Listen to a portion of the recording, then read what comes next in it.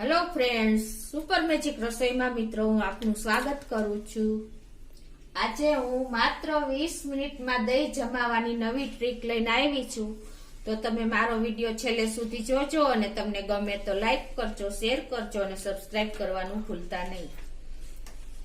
તો મિત્રો હવે આપણે એમાં જો મેં અત્યારે 1 લીટર દૂધ લીધું છે, અમૂલ ગોલ્ડ છે। તમારે મલાઈ જેવાળું જ દૂધ લેવું એટલે દહીં એકદમ સરસ બને। તો એ પેલા આપણે પેનમાં નાખશું, તપેલી કે પેન છે લોયું હોય એમાં।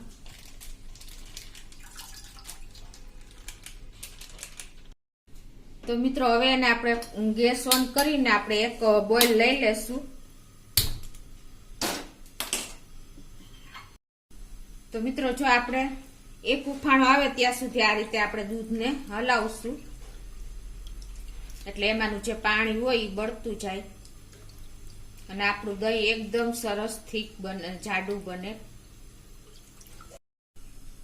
તો જો મિત્રો મીડિયમ ફ્લેમ ઉપર આપણે એક ઉફાણો આવી ગયો છે અને હવે આને આપણે હજી થોડીક વાર પકવશું, એટલે જે આપણે દહીં ઉપર પાણી આવે છે એ ન આવે, એટલે આપણું દહીં એકદમ સરસ થીક બને।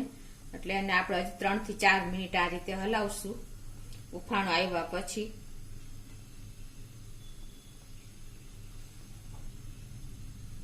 મિત્રો આવી રીતે હલાવવાથી, આપણે ઉકાળવાથી દહીં દૂધમાં જે પાણી હોય છે ને એ ઉડી જશે, એટલે આપણું દહીં એકદમ સરસ જાડું બનશે। આપણે જોઈએ એવું અત્યારે બધાને જાડું દહીં જ ભાવે છે।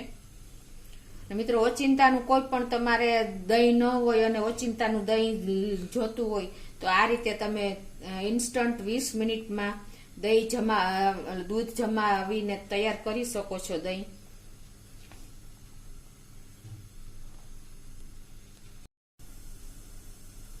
તો મિત્રો જો ઉફાણો આવ્યા પછી આપણે થોડીક વાર એટલે કે 3 થી 4 મિનિટ આપણે હલાવ્યું છે, એટલે એનું બધું મોઇસ્ચર બળી જશે મિત્રો, જે પાણીનો ભાગ હશે એ। હવે હું ગેસ બંધ કરી દઉં છું અને આને આપણે આંગળી અડે ને એવું ઠંડુ કરવાનું છે।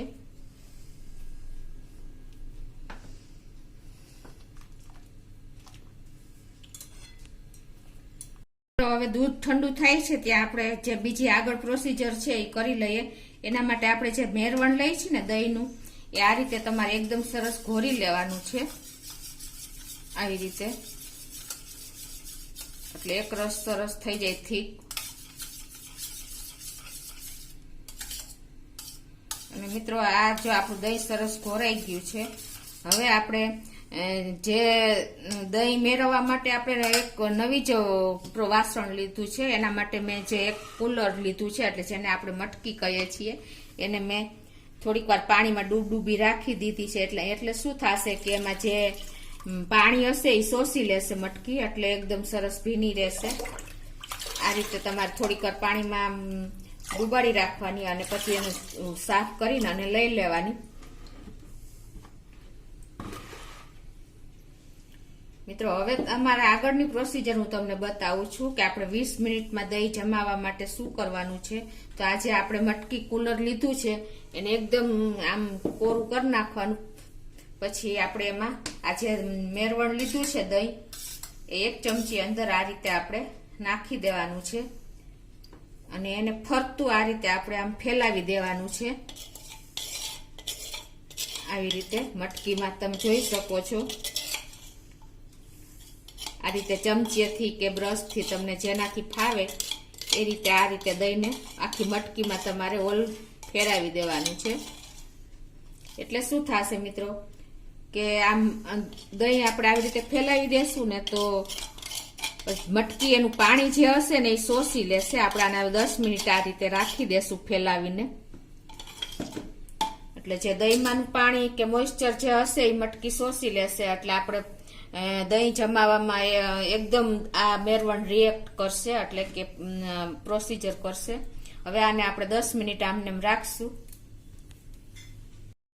તો મિત્રો જો આપણે મેરવણ મટકીમાં નાખ્યું ને એને 10 મિનિટ થઈ ગઈ છે અને આપણું દૂધ પણ આંગળી સેજ આપણી સતપરીએ ને એવું દૂધ રાખવાનું છે, એવું થઈ ગયું છે, આપણું દૂધ રેડી થઈ ગયું છે। હવે આપણે આગળની પ્રોસીજર કરશું। એમાં આપણે જે આ દૂધ સતપ છે ને આપણે આંગળી ન દાજે ને એવું રાખવાનું છે. એટલે એ હવે આપણે આ મટકીમાં ધીમે ધીમે એડ કરતા જાશું. આ રીતે તમે જોઈ શકો છો મિત્રો કે આપણું મેરવણ પણ પાણી શોષી લીધું છે ને દહીંનું પાણી મટકીએ, એટલે મેરવણ પણ એમને મટકીને ચોટી રહ્યું છે, સ્ટીક થઈ ગયું છે. એટલે આપણને આ આવી રીતે સ્ટીક થઈ ગયેલું દહીં જે મટકીમાં છે ને એ આપણને દહીં જમાવવામાં રિએક્ટ કરશે, એટલે ઝડપથી આપણું દહીં તૈયાર થઈ જશે. આ રીતે તમારે મટકીમાં દૂધ બધું સમાય એટલું રેડી દેવાનું છે.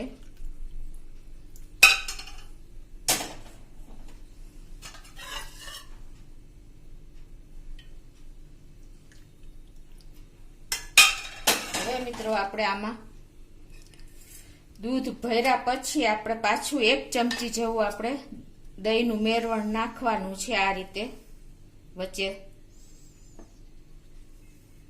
અને પછી આપણે એમાં એક સૂકું લાલ મરચું હોય ને ડીટિયા સહિત હોય તોય ચાલે, એ આ રીતે તમારે આમ ઉપર મૂકી દેવાનું છે મિત્રો.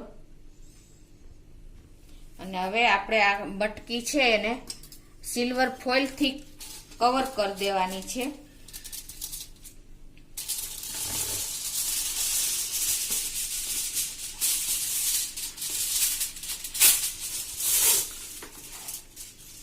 એટલે શું થશે, સિલ્વર ફોઇલ ને હિસાબે આપણી મટકી એકદમ સરસ પેક થઈ જશે ઉપરથી લીડ જેમ. આ રીતે તમારા હાથેથી સરસ એને પ્રેસ કરી દેવાની છે, એટલે સ્ટીક થઈ જાય મટકીને સિલ્વર ફોઇલ અને અંદર એર ન જઈ શકે. હવે આગળની પ્રોસીજર હું તમને બતાવું મિત્રો. એમાં આપણે હવે ગેસ ઓન કરીને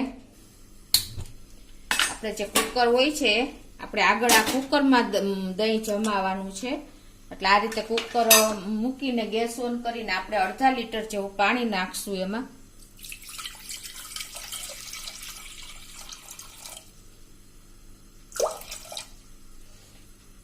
અને આપણે હવે આ મટકી છે એ પાણીમાં જ મૂકી દેશું આવી રીતે.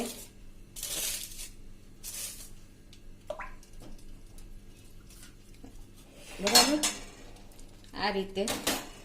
અને આપણે એનું લીડ બંધ કરી દેશું. અને આ ઉપર જે સીટી છે એ આપણે કાઢી લેવાની છે મિત્રો. અને ગેસની ફ્લેમ મીડિયમ રાખીને આને આપણે 20 મિનિટ થવા દેશું ગેસ ઉપર ચાલુ ગેસે. તો આપણા કુકરને 20 મિનિટ થઈ ગઈ છે અને હું ગેસ બંધ કરી દઉં છું.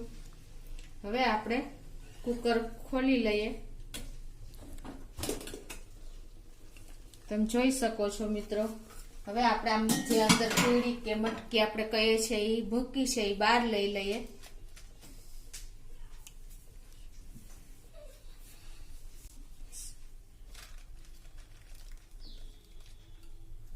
અને એને આપણે હવે આપણે આને 5 મિનિટ ઠંડુ થવા દેશું, પછી ખોલશું.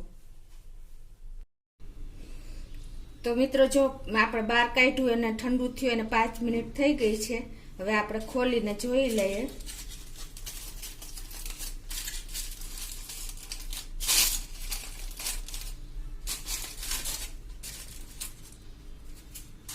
તો મિત્રો હવે હું તમને દહીં બતાવી દઉં.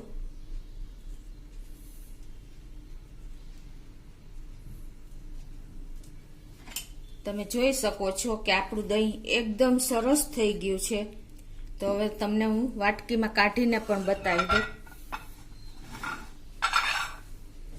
એકદમ સરસ ઢેફા જેવું દહીં થયું છે મિત્રો. તમે જોઈ શકો છો કે આપણે જેવું બહારથી લઈશું ને એવું જ સરસ દહીં થયું છે મિત્રો. તો મિત્રો 20 મિનિટમાં આપણું દહીં રેડી થઈ ગયું છે. તો તમને મારો વિડીયો ગમે તો લાઈક કરજો, શેર કરજો અને સબસ્ક્રાઈબ કરવાનું તો ભૂલતા જ નહીં.